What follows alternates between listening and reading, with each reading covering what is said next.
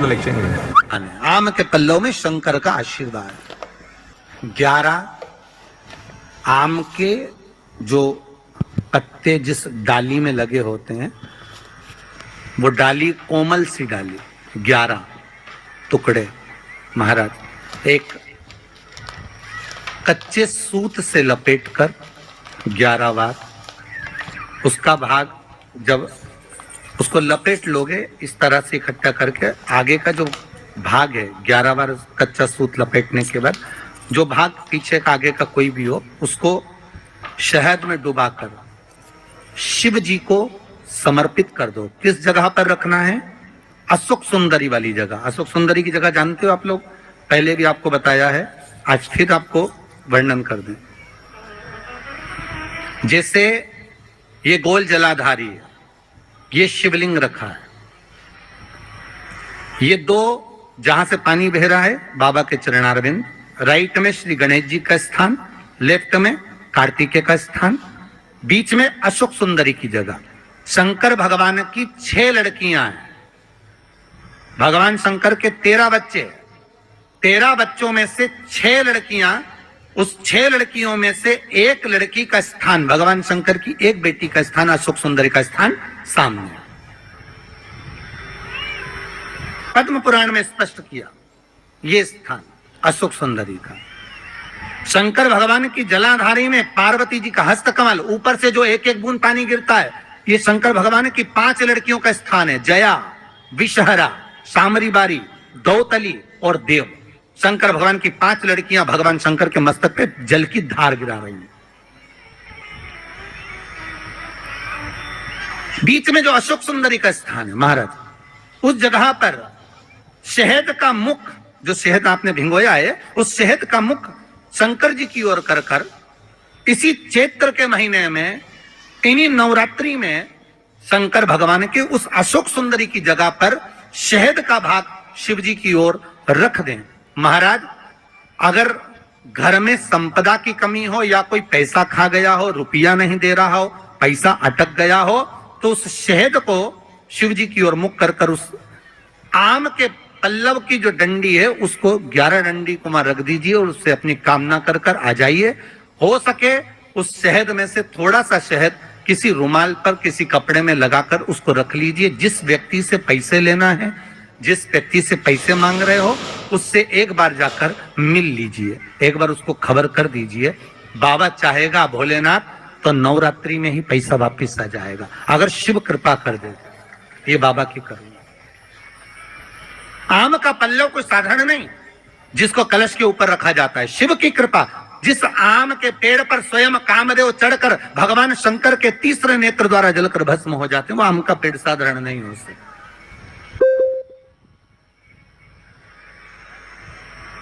सहज नहीं है।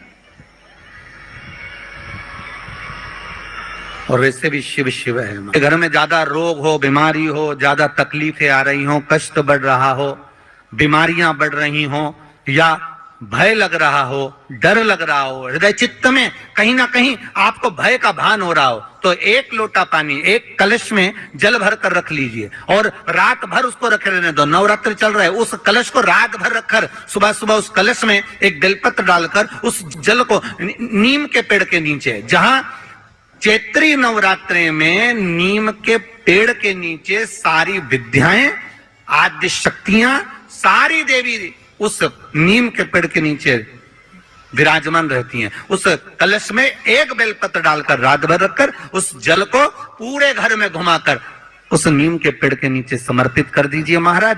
घर में भय लगना बंद हो जाएगा, कोई बड़ी बीमारी आपको घेरेगी नहीं और उस बीमारी से, उस रोग से आप मुक्त रहेंगे। उस बीमारी से, उस रोग से आप मुक्त पाएंगे। वो बीमारी आपको घेर नहीं। विश्वनाथ को कुछ नहीं चाहिए, मेरे शंकर को चाहिए क्या? अगर आपके जीवन में ऐसा लगे कि बहुत बड़ी बीमारी आ गई और आपके घर का व्यक्ति वेंटिलेटर पर पड़ा हुआ है, तो शमी के वृक्ष के फूल ले आओ 7 और शमी के वृक्ष के 7 फूल लाकर एक एक फूल शंकर भगवान को श्री शिवाय नमस्तुभ्यम कहकर उस व्यक्ति के लिए जो पड़ा हुआ है, अंतिम सांसें गिन रहा है, जिसको अटैक आ गया, अंतिम सांसों में जो गिन रहा है, उसके नाम से भगवान शंकर पर चढ़ाना प्रारंभ कर दो। मात्र 7 पुष्प, उस शमी के वृक्ष के 7 पुष्प आप शिव को समर्पित करिए, उसका नाम और गोत्र बोलकर, और भगवान शंकर का मूल मंत्र श्री शिवाय जम के बोलिए, श्री शिवाय नमस्तुभ्यम बोलकर एक एक शमी का फूल शंकर पर चढ़ाना प्रारंभ कर दो। फिर आगे वो विश्वनाथ की मर्जी है, वो प्राण कैसे लेकर वापिस आता है, उस काल से छुड़ाकर महाकाल कैसे लाता है, ये वो जाने। आपका फर्ज केवल आप अदा करिए। जब अंत में डॉक्टर भी हार जाते हैं, जब अंत में डॉक्टर भी कह देते हैं कि अब हमारे बस का नहीं है, अब तो उस परमात्मा के हाथ में, मतलब डॉक्टर को भी मालूम है कि एक को डॉक्टर बैठा हुआ है, एक डॉक्टर और है, वो बस वो थोड़ा सा दूर तो रहता है पर करीब भी बहुत है। कई लोग कहते हैं गुरुजी वो कैलाश पर रहता है बहुत, तो उनको बुलाएंगे तो आएंगे। हमने कहा कैलाश पर तो रहता ही नहीं है, जहां भक्त है वहां भगवान, वो दूर तो रहता ही नहीं। आप तो बस केवल उसको बुलाने का प्रयास करिए, आप दिल से बस उसको हाजिर, वो दिल से बुलाओ तो उसको। इसलिए देवी भागवत में लिखा है कि नवरात्रि में एक दिन, जैसे प्रतिपदा है, पहला दिन है तो एक कन्या का पूजन करो, द्वितीया है तो 2 कन्या का पूजन करो, तृतीया है तो 3 कन्या का पूजन करो, चतुर्थी है तो 4 कन्या का पूजन करो, पंचमी है 5 कन्या का पूजन करो, छठ है 6 कन्या का पूजन करो, सप्तमी है 7 कन्या का पूजन करो, अष्टमी है 8 कन्या का पूजन करो, नवमी है, जम के बोलो, 9 कन्याओं का पूजन करो। और अगर इस तरह से आप पूजन नहीं कर सकते नवरात्रि में, तो 9 कन्याओं का पूजन एक साथ, या तो अष्टमी के दिन या नवमी के दिन कर दो, या मध्य में, बीच में भी आप कर सकते हो एक साथ। पर अगर आपकी कोई कामना है, आपकी कोई इच्छा है, मालूम पड़े, जैसे कई लोग कहते हैं कि हमारी इच्छा है, हमारी वो मकान नहीं बिक रहा, या हमारी वो जमीन नहीं खरीदी जा रही, या हमारी कोई कंपनी नहीं डल रही, या हमारे काम में ये अड़चन आ रही है, तो नवरात्रि में, 4 नवरात्रि में से किसी भी नवरात्रि में आप नियम बना लो कि एक कलश की स्थापना कर कर एक दिन में एक कन्या का पूजन कर कर उसको भोजन कराना, लाल वस्त्र देना, लाल चुनरी देना, दूसरे दिन में 2 कन्याओं का पूजन कर कर लाल वस्त्र ओढ़ना, लाल चुनरी देना, तीसरे दिन में 3, चौथे दिन में 4, 5वें दिन में 5, ऐसे 7-9 दिन तक एक एक कन्याओं के क्रम को बढ़ाते बढ़ाते बढ़ाते बढ़ाते आप उस पूजन का विधान प्रबल कर सकते।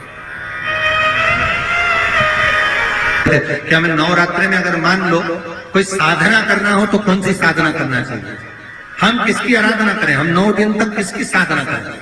तो अगर बन सके तो देवी भागवत में सबसे सुंदर साधना यही है कि हम एक दिन में एक कन्या के चरण धोकर पूजन कर कर उस कन्या को भोजन कराकर उसका स्मरण करें। हाँ, ये जरूर है कि कोरोना महामारी चल रही है तो इस नवरात्रि में भले ना करें, पर आगे की नवरात्रि में जब नवरात्रि अच्छे रहे, कोरोना से मुक्त रहे, तब आप किसी कन्या को एक दिन में 1, 2 दिन में 2, 3 दिन में 3, 4 दिन में 4, 5 दिन में 5, ऐसे नवरात्रि 4 बार जो नवरात्रि आती, किसी भी नवरात्रि में आप स्मरण करें, उसका फल मिले।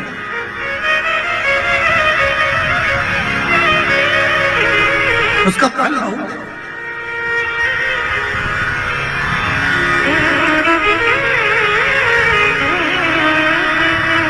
जैसे बेलपत्री का किया गया दान छिन्न नहीं माना गया। किस चीज का दान? जम के बोलिए जरा। बेलपत्री। बेलपत्री का किया गया दान छिन्न दान नहीं है, समाप्ति नहीं होती। बेलपत्री अगर आपने कोई आपसे कहा जी तुम्हारे यहाँ बेलपत्री लगी है, जरा 8-10 दे दोगी क्या? बिल्कुल। और उससे कहो बेलपत्र तू मत तोड़, हम तोड़ कर देते, और अपने हाथ से बेलपत्र निकालकर उसको दो दान। ये छिन्न दान नहीं है, ये समाप्त नहीं होता। ये बेलपत्र का दान अविरल दान बढ़ता है।